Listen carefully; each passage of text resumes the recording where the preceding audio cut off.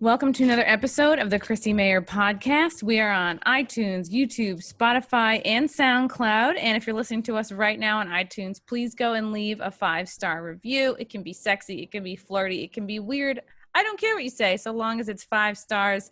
I'll be reading the best reviews every week, so long as they are 5 stars. Speaking of 5 stars, Silk City Hot Sauce gets 5 stars from me. Go to silkcityhotsauce.com. Use the code CMP to get 15% off your order. They're going to throw in for you for free, because they love you, a free bottle of hot cherry sriracha and some kick-ass stickers. If you don't know where to start, I really like the taco flavored one. I like the smoking flavored one, but they've got tons of flavors. Mango, they sell like belts of this. It almost looks like health tonic. They sell a lot of really cool shit. So check it out. Go to silkcityhotsauce.com. Use the promo code CMP to get the 15% off.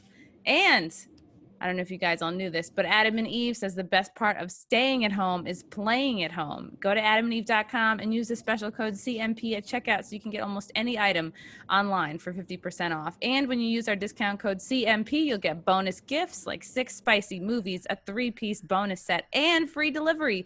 Adam and Eve has thousands of gifts, toys, and movies to help us lock down some great sex. Woo! I haven't been having as much sex as I've wanted to over this lockdown, but I'm going to change that. It's not over yet. Who knows? We might be here for the rest of the year. So just make sure when you go to adamandeve.com, you use the promo code CMP to cash in on all these kick-ass benefits. Very excited and thrilled to have this guy on the podcast today. He has a book out called Easy for You to Say. It's a memoir about his childhood, being bullied in school for his stutter, his years as an on-air personality with the Howard Stern Show, and then his 10-year career as a writer and announcer for Jay Leno's Tonight Show. A lot of great stuff and stories in that book. He's also the host of the Stuttering John podcast. John Melendez, how are you? Hello, Chrissy. How are you? This is great. I'm so happy we can make it work. You were hanging out a window before, and now I can hear you. You're Are you in a closet? It looks like I'm in a closet, but I'm just in the corner of my apartment. I have extra lights. I have a magnetized chalkboard wall. This is just like, a regular lamp with a pink light in it. It's all. Oh, so this is. I thought this was on Compound Media. This isn't. No, this goes pretty much everywhere. It's doing pretty good. Yeah, it goes on definitely YouTube, SoundCloud, Spotify. Like a lot of people will download the audio version in the morning, and then this will actually come out tomorrow on YouTube as a live premiere at 9 p.m. So people like to watch it. Are you still doing the wet spot? Yes, yeah, that's every Monday at the Compound Media Studio, and then this is my more serious one-on-one podcast that comes out Tuesday, Wednesday, Thursday, Friday, and then I do another show on Saturdays where it's like a 9-person Zoom, more Zooms, and we just tell stories, and it's called Never Have I Ever, and it's we sometimes talk about sex stuff, but sometimes talk about other stuff. Okay. It's I can't believe it's September 10th and this will come out tomorrow, September 11th. And I was just thinking wow, John, you were, what is it, 19 years ago tomorrow, which will be today when this comes out, the morning of 9/11, you were, live on air. You were at the Howard Stern studio as this all was going down. And now that I can't believe it's all these years later. And it's so incredible that you were there and the show was, broadcasting for as long as it did. How did it feel being there on that day? I'll never forget it because we were in the studio and we were busting Howard's balls because he went to scores with Pamela Anderson. Wow. Pamela. And and he didn't, he claimed he didn't take advantage of her, hitting on him, and we're like, come on, tell us what happened. And then the first plane hit. So then we, but the news thought it was like a biplane and like a small plane. So we didn't really think about it, All right, well, whatever. Let's get back, because we didn't think we thought some idiot pilot just made a mistake. when the second plane hit, it was like, oh my God, you know. And I'll never forget. I mean, we were broadcasting live, we were getting calls in, and finally a producer from the E Show called in, Doug Goodstein, and was like, they're evacuating all the schools downtown. My kid was at one of those schools Whoa. because I lived downtown, and I'm like, all right, I'm out. And then in my Birkenstocks, I ran 40 blocks to Whoa. get to my kid's school to get my kid out. But meanwhile, there were there were parents on the street crying because their husbands or wives were in that building, and it was just surreal. I remember I was walking on the street, and everybody was outside. Nobody went inside, and I ran into John Stewart, and I'm like, this is crazy. And the F-15s or F-14s are flying overhead. It was a bizarre thing, and I'm going to give you some bizarre things about it, if that's okay. Yeah, please. Yeah. I was in college. Like I was a freshman in college. I had no clue, and I was in Connecticut. I was like really removed. So it's good to hear.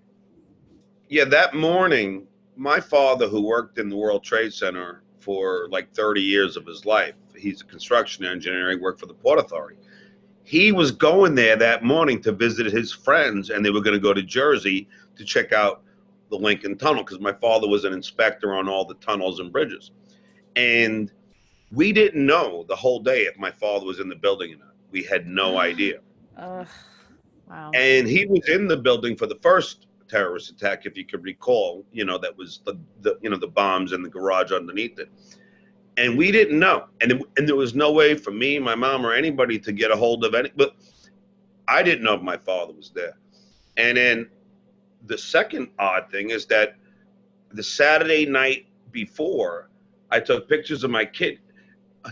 My brother-in-law got married at Windows of the World, so which is yeah, that's famous the restaurant. Saturday before, that Tuesday, I have my kid looking out the window on one of the top floors of the World Trade Center, and that was the Saturday before. I'm like, and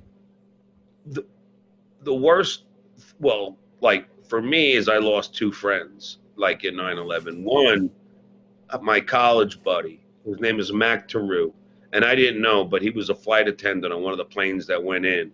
Holy And shit. yeah, and he was a cool dude. And I got an email and said, John, I know you're friends with Mac. This is what he left behind. And it was a 7-year-old daughter, this beautiful blonde kid. And I was like, oh, man. And then my other friend was a fireman. I was closer with his brother, Sean, but Patrick Lyons was a fireman, like, who had gone in there, and died. It was just a horrible, horrible day, and like I remember sleeping downtown, and you have to show your ID to get into my place and everything. I remember going there and just lying in bed and going, what would I have done? Because here's the thing, Chrissy, like if you can remember that video of that guy hanging out half like the window, help me. Like, what would have done? Would you rather have burned to death or have fallen or just jumped? Yeah. And it was driving me crazy. Like, what would have done? I mean, it's so sad. It is. I So mean, and all the sad. people that were lost, and it's just such a sad thing. Yeah. So everybody was outside, like on the ground, because I imagine like the people. I remember one of the callers that called into the Stern show was like, "I'm on West 4th. We heard the blasts, like we heard, from where he was." So you walked. Where were the studio at the time? So you said you had to walk 40 blocks. No, I didn't walk. I ran. It was we were on 57th Street, and I ran to 13th Street to get my kid out of school. But all the cell phones were dead. I mean, like you couldn't get. It was a crazy. And then I ran into my wife there, and then we got the kid out of school. But my wife saw the planes going in because she was like taking him to school or whatever, and like, oh my God! And she saw people jumping. I mean, just a horrible, horrible day. Yeah.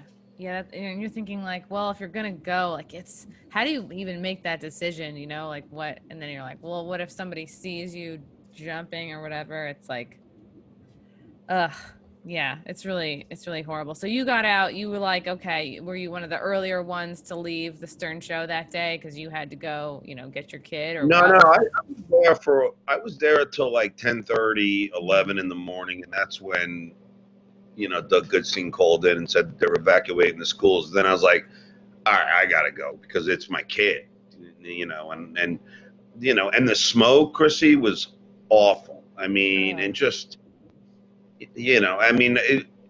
like, do you ever watch the movie United '93? Yes, I think I did see it. Yeah. Yeah, and even that, I mean, that's the one that went down in Pennsylvania. The whole thing was Yeah. just surreal because we didn't anticipate anything like this. It was a beautiful day. It was a Tuesday, it was a sunny day, and then boom, they ah, Yeah. It's it's bad. it's crazy. I can't believe it was 19 years ago. It's really How old were crazy. you? 3? I was a freshman in college. I was 17, and yeah, I was up in Fairfield, Connecticut, and I remember like I just was, had just moved in like a few days ago, a few days before, and like was watching it on TV and like really did not put it together what was happening until like maybe a day or two later. I just was like, oh, my brother, my brother worked in the city at the time. Like, okay, he's not near it. Okay. Like, just because everybody was checking in on their people that worked in the city, but I had no concept of like terrorism, or it's like you're still a kid at 17. And I didn't even like go home. Like I'm from Rockville Center, which is close, on Long Island to Connecticut. I don't think I even like went home. I think I just stayed up at school, and it was weird. It was weird. Nobody really like explained it to me, and I was like new, didn't have any friends, so you know. And you're from Massapequa, right? Yeah, North Massapequa. Yeah, yeah. Long Island. I don't know what it is. There's so many funny people that seem to come out of Long Island, and I don't know if it's because of all the chemical testing that went down on Long It's because Island. we can't wait to get the fuck out of there. But there's No, I definitely there's so many I people mean, I that are grew like up. lifers that will never leave. Here's the weird thing: people in Massapequa, me, the Baldwins, Seinfeld, Brian Setzer from the Stray Cats, Steve Wow. Guttenberg. I mean, all from this small little community. It's not like a big town.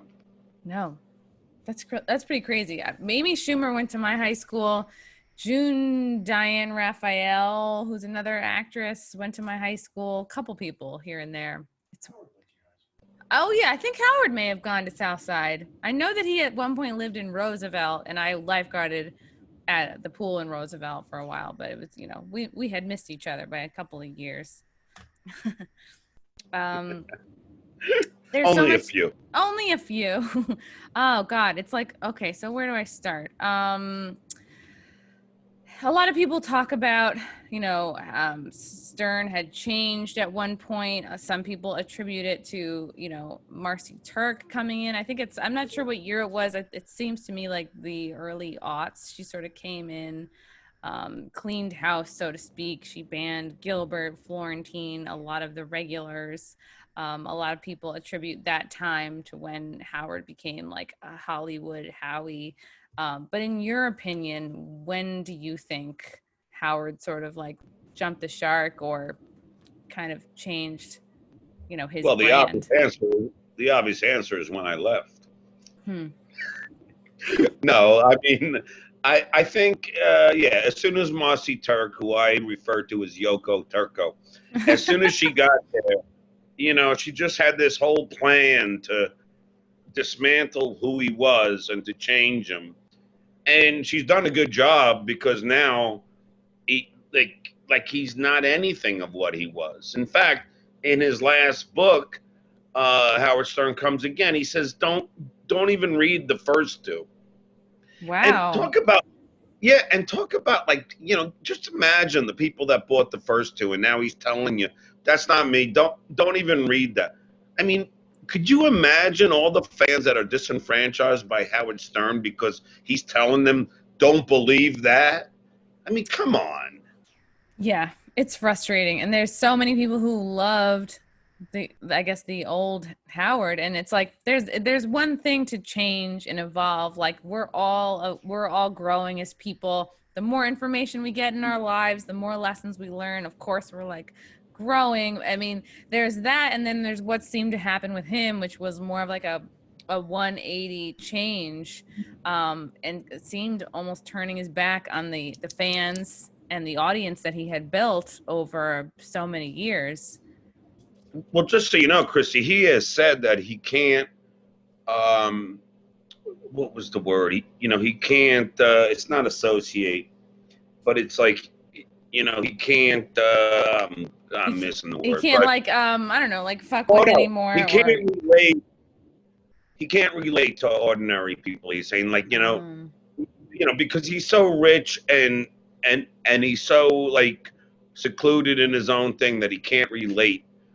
And those were the people, the ordinary people, like the people, the blue collar people, like the working class and the white collar as well. But those were the people that supported him big time. And now he says he can't relate to them. It's kind of sad in a way. That is kind of sad. How do you forget your past? Yeah. How do you, that's the thing is like, I feel like, you never forget how you grew up. You never forget like what you had as a kid, even if you're doing better than your parents. Like, how do you, like, I'm with you on that. Like, how do you forget that? How do you also not, like, let's say you get super rich and famous, and hopefully that's the goal of like all of our, creative lives and endeavors or whatever. And, everybody wants success, but wouldn't you like continually to work to stay relevant to your fans and like work to, be in their lives? And like, if you feel like you are moving away from them, why wouldn't you work to stay close? And I don't know. I mean, it's like, I guess he has enough fans. Yeah. I don't really think he cares about his fans. I mean, look, according to Tim Sabian, he was working at Sirius at the time, and I've talked to him, and he was like, he was one of the executives there. He said that Howard went from 13 million listeners to under 800,000. Whoa. So that's a hell of a drop off. So just think about that. He was the big look. And no disrespect to him, because he was the best thing on radio. I don't care. I know you work for, Kumi and all, but, Howard was the guy. I mean, yeah.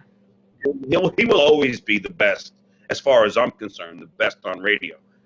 But, to go from that, and now it's such, and he's just turned off a lot of his people. Why? He only works 3 days a week. Why? He just kowtows to celebrities. I listened a little bit when I went out to try and interview him when he was out here, and he was just kissing the ass of like Green Day or something. And I'm just like, really? Wow. It was just like, it was like I was listening to Dick Clark, Yeah. Yeah, I guess that's what a lot of this Marcie Turk did, like not only did she sort of like give the heave-ho to a lot of the regular comics, but she, I guess, made him apologize to the likes of, I guess, Kathy Griffin or Ellen or like whoever else that he had been making fun of over the years. I don't know if it was like Oprah. I don't know if you can remember any of the other names of people that he had to sort of like. Kathy Lee, Rosie O'Donnell. Yeah.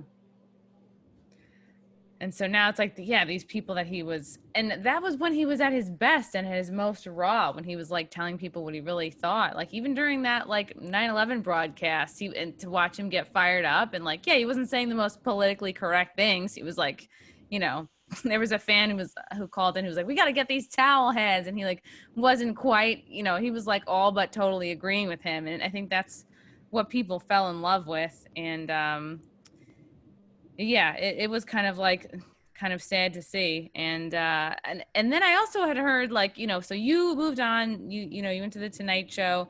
And, I've been hearing, and maybe some of this is like from sources I can't trust, who knows, but there's, I was hearing that, Howard was very competitive. He felt like very much like ownership over you. He seemed upset that you were going on to the Tonight Show. I read somewhere that, Howard would block people. Like he blocked Artie from, Well, possibly but I broke that story, Chrissy, in my book. I mean, Artie told me that.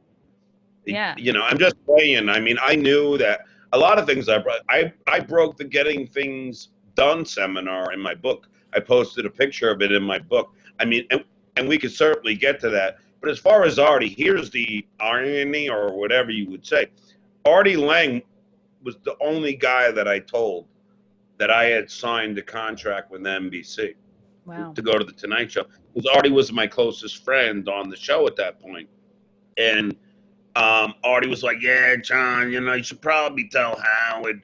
And I said, Artie, if I would tell Howard before I signed this contract, he would do his best to stop it. And Artie said, that's ridiculous.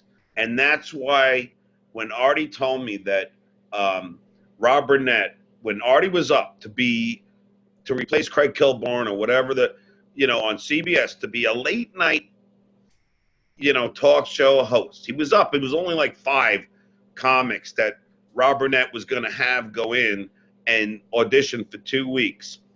Rob Burnett said, Artie, let me just make sure it's okay with Howard. And he called Howard and said, look, I'm just going to, like I like to have Artie be our host. And Howard said, you can't take my guy. Fuck that. Wow. And he literally blocked Artie. I mean, who knows? Artie could be the next Stephen Colbert. Who knows? But Howard blocked that from happening. And that's all, according to Artie. Artie told me that. And wow. Artie owned up to it on his podcast. I was doing it with him. And when Artie was giving me, well, you still should have told Howard. I go, really, Artie? Why don't we talk about the person who he blocked? And he goes, all right, you got a point there. Because Howard blocked him. That's horrible. I guess he also blocked Fred from getting acting gigs. And that it makes sense why you wouldn't have told him. And I heard the Fred thing from a really good source. A person who was an agent at Buchwald, and the private parts, according to them, and then it could be alleged. I don't know. They had a meeting and they said, look, don't get Fred any jobs, because they don't want anyone to leave.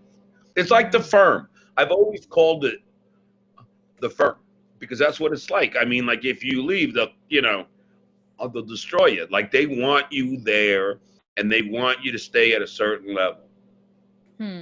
It's interesting, and it's like, it seems very different from what I've heard Howard say, we'll be fine, we'll be fine without Stuttering John, but it's like his actions don't really seem to correlate, because he is sort of like wants to keep everybody from doing anything else or going anywhere else. And it was also pretty well known that Howard would block guests from going on O&A when they were at Sirius XM. Well, I've witnessed that. I mean, he was really pissed at Mel. Like, why are you letting these guys trash me? And I'm talking about Mel Karmazin. But he was really angry that Opie and Anthony would be trashing him. Like, it was something that they weren't allowed to do, I guess, But he was very angry about that. But then again, they were a threat to him, because they would call him out. And in my heart of hearts, I think that Howard knew that he couldn't destroy them like he did John DeBella and Mark and Brian and everybody else. I feel they were doing too well and they had too big of a following that he couldn't destroy them. So the only way was to try and, put the muzzle on them. Wait, so Howard actually destroyed those other guys or had a hand in it?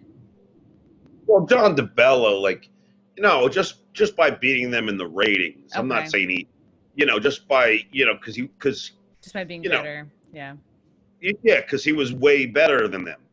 Yeah. Opie and Anthony, and I'll say I think Howard was way better than them as well, but they were a threat because they were trashing him and they were goofing on him. And, I think what bothered Howard is they were goofing on him, but they were in the same network. And, and their ultimate boss is Mel Karmazin, and their boss is like essentially allowing them to beat up Howard, and I think that's what bothered him. Did Howard ever feel like threatened? Like, oh, did he think that Opie and Anthony might be, at some point bigger than him, better than him? Did you get that No, sense? I just think look, Howard has the thinnest skin. He's much like our president. I mean, Howard has really thin skin, and because Opie and Anthony would goof on him, it would really bother him because, like, Howard's like, in other words, Howard's like, he can goof on anybody he wants, but when he gets goofed on, he can't take it. No, it's the cliche. He could dish it out, but he can't take it. Wow. Which is, you would think, like, after so many years, maybe that would a little bit start to, he'd work on that just a little bit. But yeah, I guess some things never really changed. Do you feel that Howard betrayed Artie by sort of closing him out from coming back on the show? Well, I wasn't there. I don't even know how it ended with Artie. Like, I wasn't there, so I really can't comment on that. I mean, look, after I left, KC was gone. I know Artie was gone. Tim Sabian was gone. Tim wasn't there when I was there, but yeah, what, Chrissy, I refuse to listen. Like I always say, I'm not going to pay to hear myself get insulted because Howard would then lash out at me. He beat up Jay Leno so bad. And by the way, Chrissy, Jay Leno is one of the nicest people on the planet, and I've said it on numerous occasions. Anything you ask Jay Leno, he'll do. Jay, I got friends in from out of town. Could we come to your garage? Wow. Yeah, of course. Yeah. Of course. Jay, can you come on my podcast? Yeah, of course. I remember I asked Howard to do an MTV video, and he said, "No, John, no, because I might be doing something with MTV." I had Sting in my video. I had Gene Simmons in my video. Wow. And my own boss, my friend, won't do it. I mean, just think about it. Just let that sink in for a second. My own boss, Howard Stern, would not do my MTV video. Why? Because he said, well, I might be doing something with MTV. How ridiculous. And Sting from the Police, one of the biggest, music icons of our day. He does it, but Howard Stern won't do it. Yeah, Sting can do it. Come on, you can do it. How did that make you feel? Just like it always did. Howard never came to my wedding either. It was just the same, always the same. Look, much like Donald Trump, Howard's about Howard. And that's my opinion, of course, but Howard's about Howard. And that's it. Speaking of Trump, yeah, you somewhat recently pranked Trump. This was 2 years ago. You were able to get through to him on the phone while he was on Air Force One. Can you tell me about, for people who have not heard of that, like kind of what your inspiration was or what you wanted to get out of that? I love you, Chrissy. I love how you're reading all your questions on the page. Well, I don't want to forget them. I have loose notes. I have loose notes. I have ideas. You know what I mean? Are you living in Manhattan? No, I live in Westchester. Oh, okay. I rent. And I'm drinking white wine. I'm trying. No, I know. It's all good. It's all good. Your Zoom has been frozen. Are you sure? Yeah, it's okay. The audio sounds good. But can you see me now? I can see you. It's just you're frozen. But we'll make it work. I hate Zoom. I'm telling you. I hate it because now I do too. This computer I just bought. It's brand new. It's an Apple. It's a MacBook Air. Yeah, and my Wi-Fi is right next to it.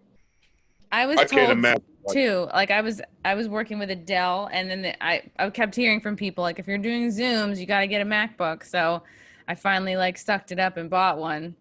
They're so expensive, but they are working better for this sort of thing. Well, I'm so sorry that I'm locked up. I can't believe it. Oh, it's okay. It's okay. We can Yeah, it's your Could you refresh people know what you look like.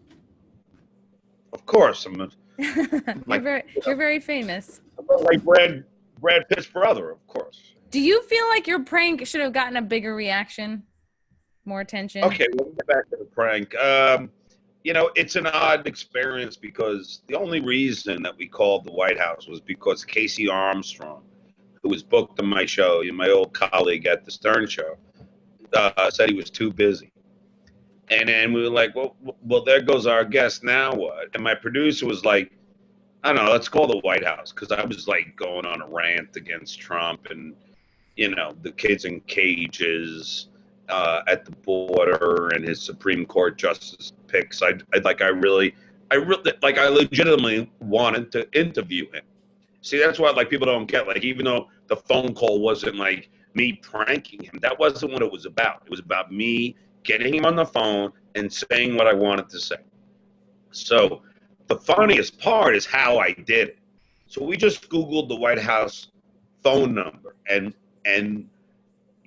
we got the phone number on Google and we called them.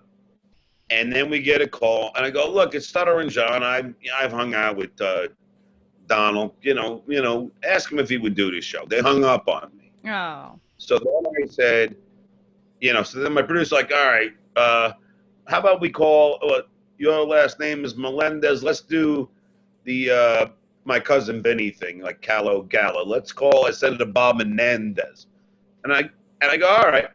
So we call back. This is all on tape. This is what's great about the podcast. It's all on tape. We're all doing it live. And I called, and this is how bad it is. I called with an English accent. And I go, hello, it's Sean Moore. And they go, who? I go, Sean as in Connery, Moore as in Roger. I'm a big Bond fan. And like as if I named myself. Yeah. And I go, I'm calling on behalf, I am Senator Bob Menendez's assistant, and he wants to talk to the president. Now, Chrissy, listen to that English accent. That's worse than Lindsay Lohan in The Parent Yeah. Trap. It's yeah, not as good as Madonna's fake British accent, but yeah, it's not great. Yeah, so they go, all right, well, the president's giving a speech now in Fargo, but he'll be on Air Force One soon. We'll get back. Like, meanwhile, they're giving me the location of where the president is. Oh my God, yeah. Yeah, and then they go, okay, we'll get back to you. And I told them that I'm calling from my cell phone. So they call back. This is all live during the podcast. Wow. They call back in 5 minutes. 5 minutes later, wow. Yeah, or 10 minutes. And they go, we have one question. This is their vetting. This is the vetting of the White House. They go, we have one question. If you're calling for Senator Bob Menendez, he's a New Jersey senator, then why are you in an 818 area code? On my cell phone, I go, it's because we're on holiday. And they go, oh, okay. As if my cell phone area code is going to change to wherever I am. Maybe you're borrowing someone else's, but yeah. Not a great excuse. So then I go, all right. So then we close down the podcast. I go, I doubt this is going to work. I'm driving to go to a date in Beverly Hills. And, I got my suit on. I'm just I haven't get done the time. And I'm driving it and I get a call. And I know it's an important call because it's 202 area code from Washington. The last 4 digits are zeros. Ooh. And it's Jared Kushner. Wow. And he goes, hello, John. He's got a high voice. He's like Mickey Mouse. And he goes, and he's like, John, but no, he doesn't say John. He goes, is this a senator? And I go, yes, it's a senator. And he goes, well, okay, I have the president right now for you, but he's in a meeting. We're on Air Force One. I can pull him out right now, or we can call you back in 20 minutes. And I go, just call me back, because I have to figure out, Chrissy, how to tape the whole thing. Wow. Because, so I go, just call me back. He goes, but just let me ask you one thing. I don't know why I keep talking to the mic. I don't have the mic audio. So he goes, but let me just ask you one thing. What do you want to talk to him about? and I pull this out of my ass. I go, well, we had a long conversation about immigration reform, and I just needed some closure. And he goes, okay. Which, by the way, I doubt Senator Bob Melendez ever had any conversation like this, but Trump would never remember it. He's busy snorting Adderall and cocaine. So, I mean, so these guys don't remember. So, sure enough, I call, my scumbag friend in Long Island, who I know will do this. I go, listen, if I get a call from Donald Trump, I am going to just say that I'm the assistant, and then you tape it. I'm going to merge you in, and then I'm going to say, Senator, and then you say, yeah, and then I'll take it from there. He goes, all right. I'm right in front of the restaurant.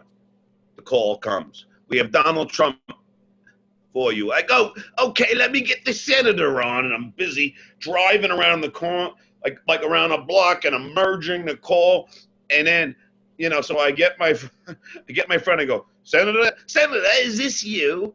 And he goes, yeah. And then boom, and the whole thing was recorded. And then I just talked for 5 minutes, all on tape, about immigration reform, the kids in cages, his Supreme Court justice picks, and he's talking to me. I'm like, yeah, does this guy know? Yeah, I don't sound senatorial. I sound janitorial. I mean, look at this. Like, hear this accent. Come on, It was, and he was actually like, he wasn't rushing you off the phone. I mean, he sounded like pretty nice, and maybe if he didn't remember you, he certainly like tried, I mean, it definitely. I got lucky, Chrissy. I got lucky because Donald Trump has committed a billion crimes and he likes getting off of it, like if he can get out of it. And Senator Bob Menendez had just been acquitted. So I think Trump was like, oh, wow, he just got off too. And so the first thing he says, hey, Bob, congratulations. I think they treated you too harshly, because he loves to see any criminal get off. He's a monster. Oh, and you knew him in the 90s, didn't you? You've known him for a while. I've had lunch with him, had dinner with him. I boxed at his casino in Atlantic City. But look, if I would have known he would have been president, I would have been like, no. He's a narcissist. And I'm sorry for if you have, I don't know. I don't know him personally. No.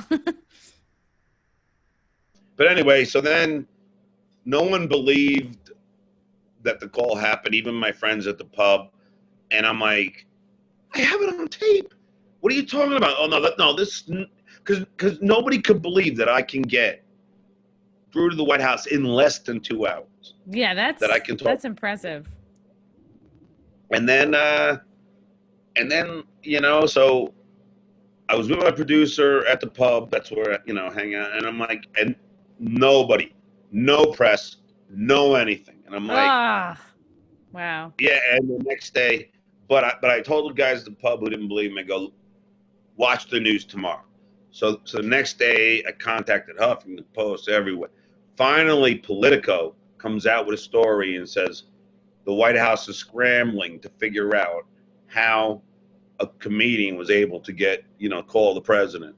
And then I did everything, CNN, I was all over. And then I'm at the pub the next day. What did I tell you? And then that night while I was at the pub, the Secret Service was knocking on my door. Whoa. They knocked on your apartment? Well, yeah, on my condo. And I didn't know, but the kids in the neighborhood were all in front going, John, Secret Service was here. I'm like, really? How do you know they're Secret Service? They showed the badges and they had suit jackets. I'm like, all right.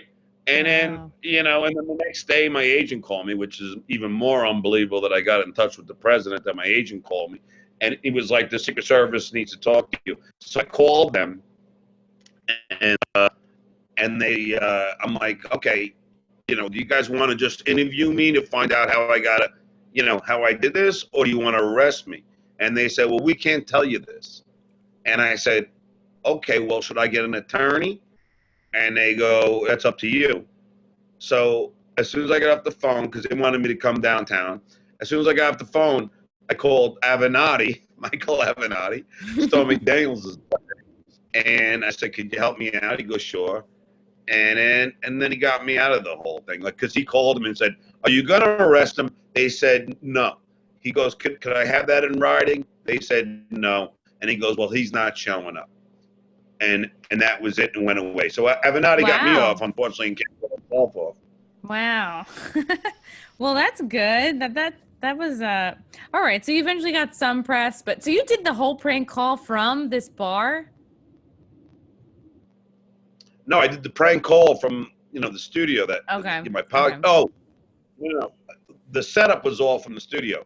The prank call was from my car as I'm driving around the block, and the girl I'm supposed to be taking out to dinner is texting me while I'm on the phone with Trump, and she's like, "Are you coming?" And I'm like, I mean, how do I explain? I'm on the phone with the president of the United States. I mean, Yeah, she'll just there's have to no way. wait. Yeah. How did it feel talking to him, knowing that you were like sort of friendly with him in the 90s? Like, how does Trump from the 90s compare to Trump the president?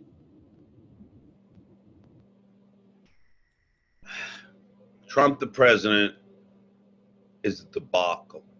And you know what, Chrissy? I mean, there is scandal after scandal after scandal. I mean, and if anybody, if I can't imagine anyone supporting Donald Trump after he called our military losers and suckers. And then you have him in February talking to Bob Woodward, saying that he knows how deadly COVID is, but yet he likes to play it down. He doesn't want to cause panic. That's like saying, Christy, if you're on the beach and there's a tidal wave coming, I don't tell you because I don't want you to panic. I wouldn't want to I mean, panic. I would want to be kept calm. And like for something that's 99.9% survivable, I think I would want to stay calm about it, like not worry until I get it. no, but how about your president tells you, look, this is happening, and he doesn't, have rallies while he knows that it's going to kill people. He's on tape saying he knows it's going to kill not only the elderly but young people, and yet he holds rallies and then tells people to go to church. Is that okay with you? I mean, I think it's good that he shut down all the travel as soon as he could to and from China. No, he did not strike down all the level. And they This called is this is him right. xenophobic for it. I mean, like he shut it down pretty quick.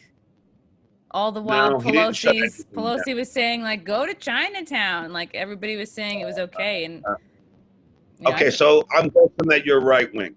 no, I don't know. And it sucks that people He assume didn't that shut just down. because He didn't shut down travel. He shut down uh, certain people that were non-residents, whatever, that were coming in from China, and he did it on January 31st, and it didn't go into effect until February 2nd. They had 3 days to get there. The rest of the world shut it down like that. So I mean, and it's ridiculous.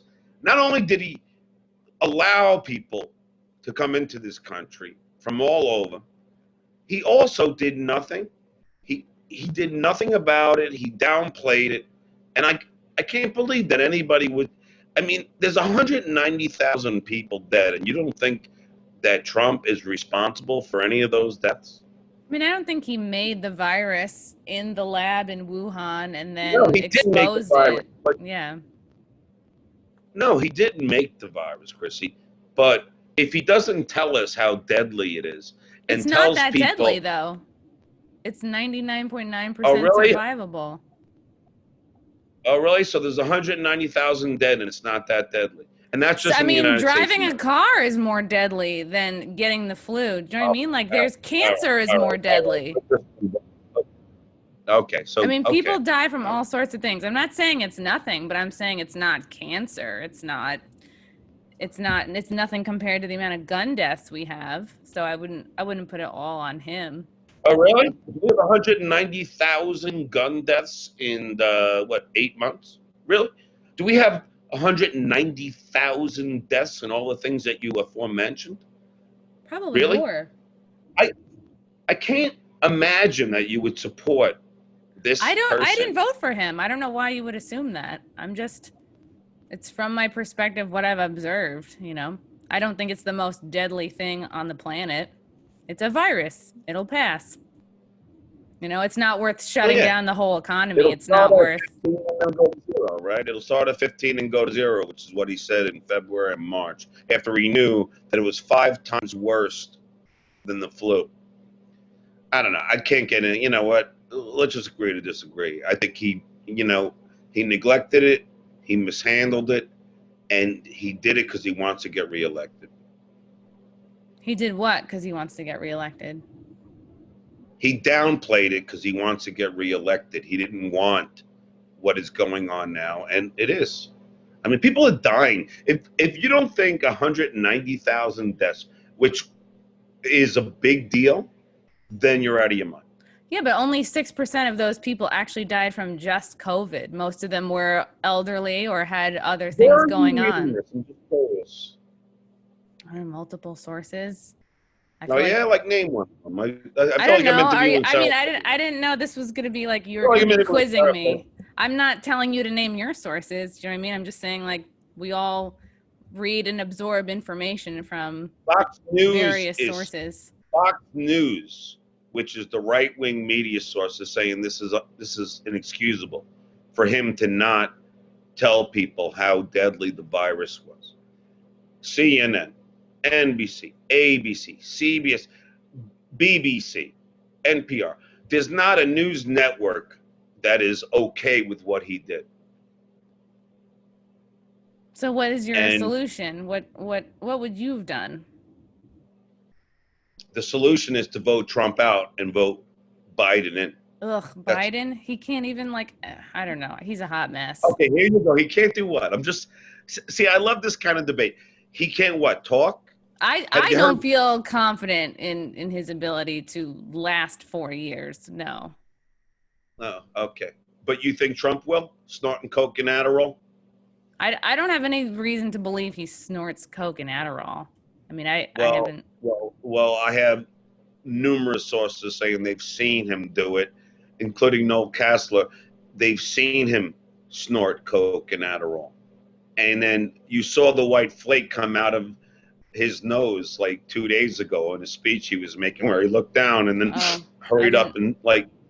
I didn't see that, but I don't know. Hey, you know, go ahead and Google it.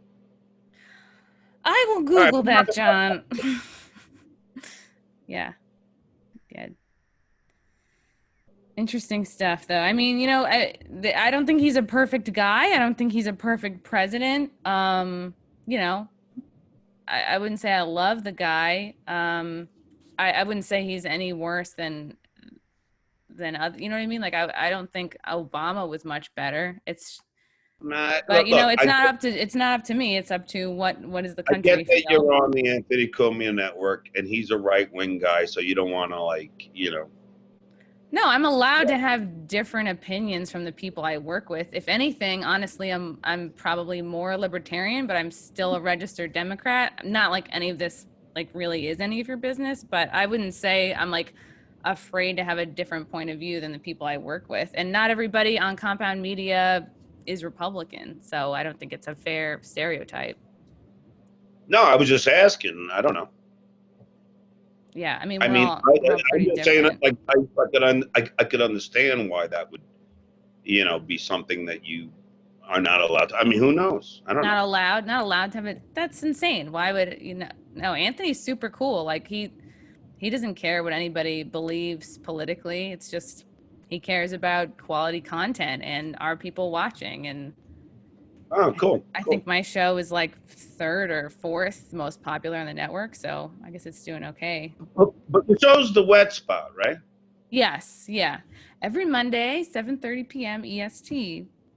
Do you think that Trump has been good for comedy?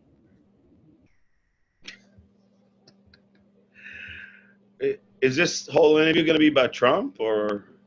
If you really don't want to talk about it, I just figured. I thought you had done. I thought you had dabbled occasionally in stand-up, so that's why I brought that up.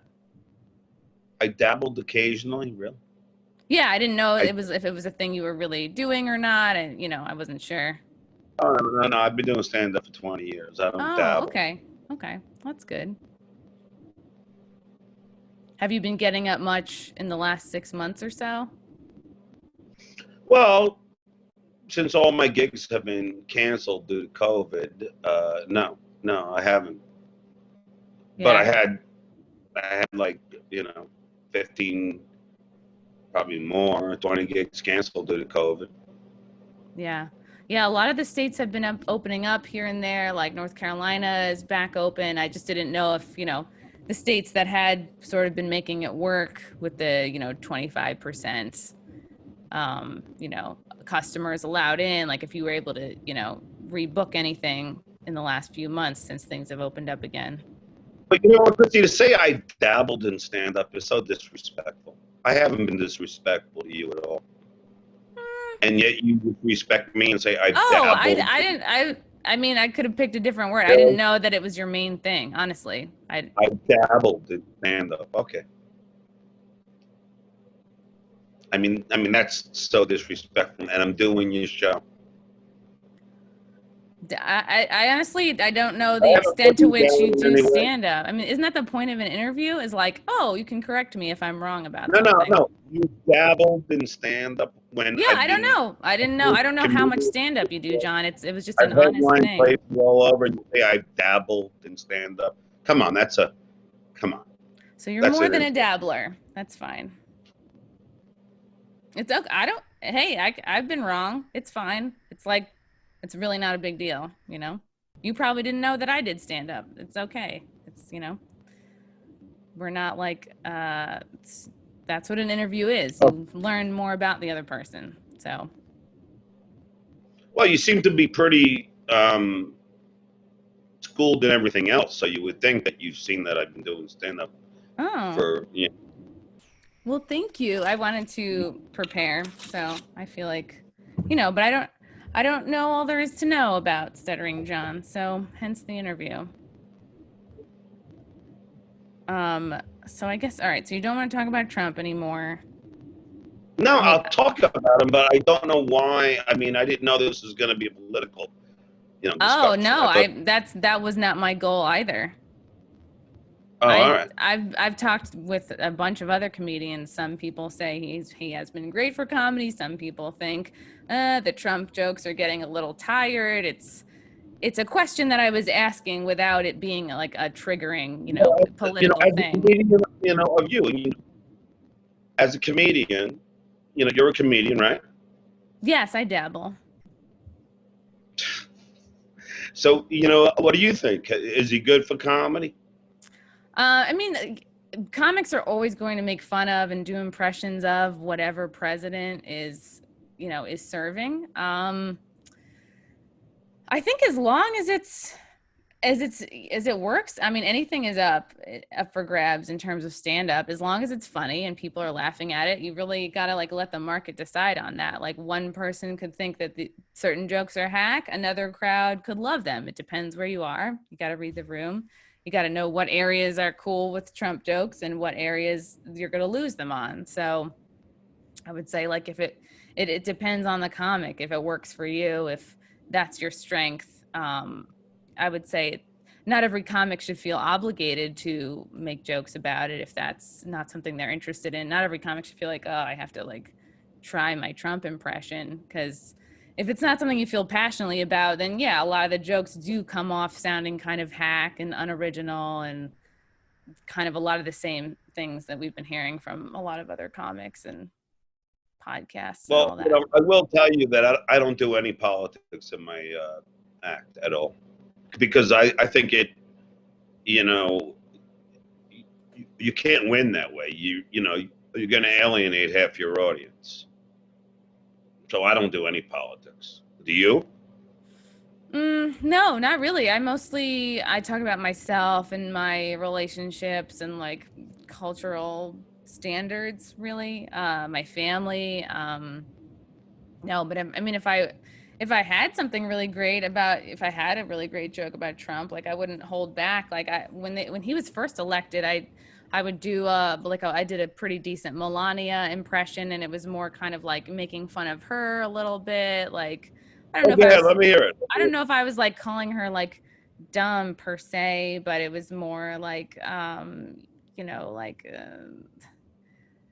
God, this is such an old joke now. It's like, oh, like she would say, like, don't call me like the first lady, because I'm actually his third wife. Like, you can go get his first wife for that or whatever. And it was like me pretending to be her, but I was like comparing her to like an indoor cat, and she would sort of like to be inside all the time. And I had like a riff about like she would wear whatever high heels depending on the weather. Like she would, like she got shit for wearing when she dressed up like too formally to go visit, I think people that were in a hurricane or whatever. And I just was like, oh, she's wearing these high heels that have rain on them or whatever. I mean, like, I'm now realizing how old this joke is. And I'm like, oh, wow, I haven't told this in like a couple of years. Yeah, But it was more, I'm not going to tell a joke on a podcast, but it was more like making well, fun I of just want to her. hear your impression of Melania. Yeah, I don't know. I'm not really in the mood. But I would poke fun at her more, more so than Trump, because that's what was fun for me. So I find like I'm usually inspired by kind of like unstable women who are crazy or whatever. And I was just like, okay, I saw something in her that, vulnerability. I'm not out there, because I know people have gotten shit for calling Melania dumb, which she's not. She knows 5 languages. So, but yeah, it depends. And I guess depending on what happens in November, like, if he gets reelected, maybe that impression will resurface. But yeah, it's definitely the last thing you want to do is divide a room over something political, because that you could lose them for the rest of the show. Have you been? I mean, have you been performing anywhere? Yeah, when I had like, yeah, like a 10 or 15 city tour scheduled. Like, it was going to be March through May. The first date was in LA. I did the first date, and then the rest of it was all canceled. And I was able to do a bunch of like outdoor shows. Like, the fans of Compound Media would host shows in their backyard. So there've been like a bunch of different like secret shows, but those would be like maximum, like 30 people. You're in somebody's backyard. And there were a couple shows that would be, like at a golf course or like on a rooftop. So they're definitely smaller. And you do kind of have to like reevaluate. Like, normally maybe I would be like, oh, I'm never going to Brooklyn, but now it's like, okay, maybe I would. And money becomes less important, because you're like, okay, maybe I want to try to just get more stage time. But yeah, definitely they've been fewer and more so just like outdoors, basically. I know they're doing some in some of the parks through Stand Up New York. I was gonna do one of those. It was canceled because of rain, so obviously not as much as what it used to be. And it's tricky, because when you're outdoors, it's like some of these shows have mics, some of them don't. Sometimes you just have to shout. But I've been lucky with the backyard shows that everybody's kind of cool with one another. Like, we're all friends. It's not like we're sharing, we all have our own mic. Like, we use the same mic where everyone's cool. So yeah, but I How definitely did you miss get the it. job on? How did you get the job on Compound Media? Oh, I just pitched it. I just pitched my show last May. Um, I just was like, oh, these, I felt like my sense of humor really aligned with that network more so. Um, I was looking at Gas Digital too, and I had been doing characters on this show called In Hot Water for about a year before I pitched anything. And I would just, come in and do bit parts, like bit characters. And I just, as I got more familiar with the network, I was like, oh, there's nothing here that's like fully hosted by a female, on Morning, it's Bill and Joanne. But I was like, okay, there's nothing that's just like totally female, and there's nothing that covers, the fluffy subjects like sex, dating, relationships. So I just like pitched that, did the pilot June 11th, and yeah, started doing it like the next month in July. So I've just been there for like about a year now. Well, that's cool. And but you don't live in Manhattan, so is that a long commute? No, it's not bad. I mean, I've always commuted from somewhere. Like, I'm from Long Island. I lived in Brooklyn at one point, and then Astoria, Queens, and then now Westchester. So it's like I've Where always from Long had Island? Rockville Center. I always remember coming back from NYU and with just taking the train, Rockville Center, next stop Rockville Center, and then you're almost home. Oh yeah, I don't know. I liked it. I mean, then, I wasn't super far. I mean, I was barely going into the city when I lived in Long Island. Like my family, like they didn't have a lot of money. There weren't like, let's all go into the city and for dinner or to see a show. There was like none of that at all. Like I didn't even start going in until I was in college. Um, but yeah, like after I graduated from college, I was like working and living at home and going back and forth all the time. And so I've always had like about a 40 minute plus commute, and I'd always would work, I think I worked like 15 different day jobs, but, between graduating college and now. So I always had some job to go to during the day and then just would either do improv or stand up every night. So, Where'd you yeah. graduate from college? Fairfield University in Connecticut. And what was your major? Communications? Communications. Yeah. Women's studies minor. Oh, good for you. Cheers. Oh boy. Do you see me? Am I still locked up? You're still frozen. I'm sorry. It's all right, but you sound good. So yeah, I don't know. Not really using my degree. I mean, if I went back, would I have done something else like really useful, like nursing, where you have like a guaranteed job? I don't know, because I didn't really know that I loved comedy until I interned. But you are using your degree. I mean, you're doing a show. Yeah, I guess so. Yeah. I mean, I learned it all like on the job. Like I took one sports broadcasting class. The rest of it was just like more like communication theories, like more media studies, more than anything. Have you thought about being a reporter, like on TV, like on like CNN or? Oh yeah, that was gonna be my thing. Like I went to school thinking like I'm gonna be a reporter, and I interned I interned at Dateline, and I was like, I got a load of Stone Phillips, and I was like, this guy seems kind of boring. And then I interned at Late Night with Conan the next year when I was a senior in college, and I would like commute, did a couple days a week in the city, would go back and forth from college or whatever. And that's when I was like, oh, I really love comedy. This is like, these are my people, hanging out with the writers, even though I wasn't like, I was just getting them coffee and food, but I just liked the environment. And the writers were all like, do improv.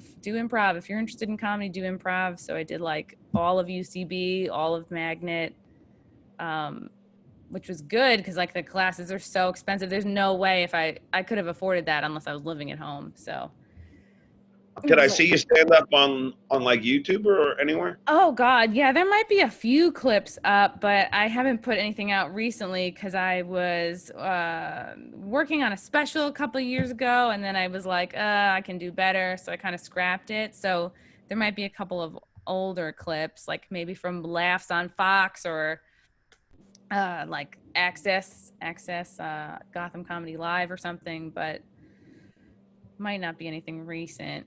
Is any of your stand-up online?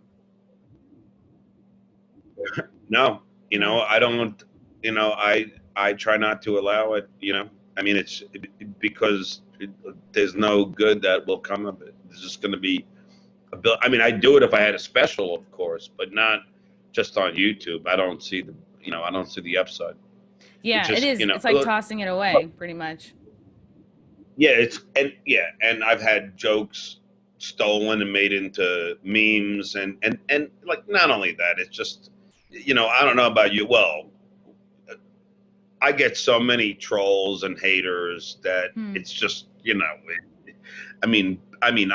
it's bad. Like people posting pictures of my kids. I mean, I get a lot of haters, so I try to avoid that. I mean, because my kids didn't choose to be in showbiz. Only I did. Yeah, do you have kids? I know how it feels. No, I think I'm still on the fence. I probably got to figure it out pretty soon before things shut down there. You have a boyfriend? Yeah, I have a boyfriend and he has a kid, so I can sort of look at him every other weekend and reevaluate, see if I'm still interested. I definitely feel you on the having haters and trolls because like just over the lockdown alone, like I did a couple of things like I did this like spoof on it was so dumb, but it got me so much hate. It was like we were making fun of the bunch of celebrities. They put out this video called Imagine, and they were all singing a different line each of the song Imagine, whatever, Yeah, by the yeah. Beatles. So then we did a spoof. It was like me and my other comedian friends of it was the song Kung Fu Fighting, but we said like Kung Flu Fighting, and each of us said a line of that. And like the whole Asian community came after me for like a good 6 weeks. People like trying to cancel me. People thought that I wrote the lyrics to Kung Fu Fighting, and I'm like, that song is from the 70s. Like, people are so dumb. And they also thought that I invented the term Kung Flu, which I didn't, because it was a trending hashtag. It had been for like a while. So that got a lot of hate, and eventually it got taken down off of Instagram like a month later. They actually were able to take it down over hate speech, which blows my mind, because it's like it's a song that exists already. Um, yeah, and then just a bunch of different things, making fun of celebrities. I, had a bunch of sketches I did about Madonna when she did all those kooky, quarantine videos. So it seems like every 6 months I have a whole group of people coming after me, but you get used to it, I guess. Oh no, I get it. Oh, believe me, Chrissy, I get it. I mean, people. Well, obviously, if they hate you so much, it means they like you. It means like, they're so involved with you. Like on Twitter, I mean, they're so involved with me. Like they Hmm. follow me, and then if I block them, they'll set up a new account and then do it again. It must mean that they are secretly in love with me or I can't something. I can't understand that behavior, because I hate to block people, but it's like if you're incessant, then like yeah, I will. I just can't understand like using your time that way. Like you get blocked and then you make a new account to say the same shit, and it's like, why don't you go do something you like to do?